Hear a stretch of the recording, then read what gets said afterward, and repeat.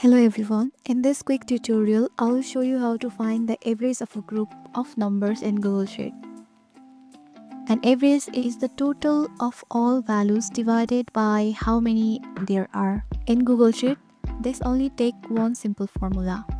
Click on an empty cell where you want the result and type is equals to capital AVERAGE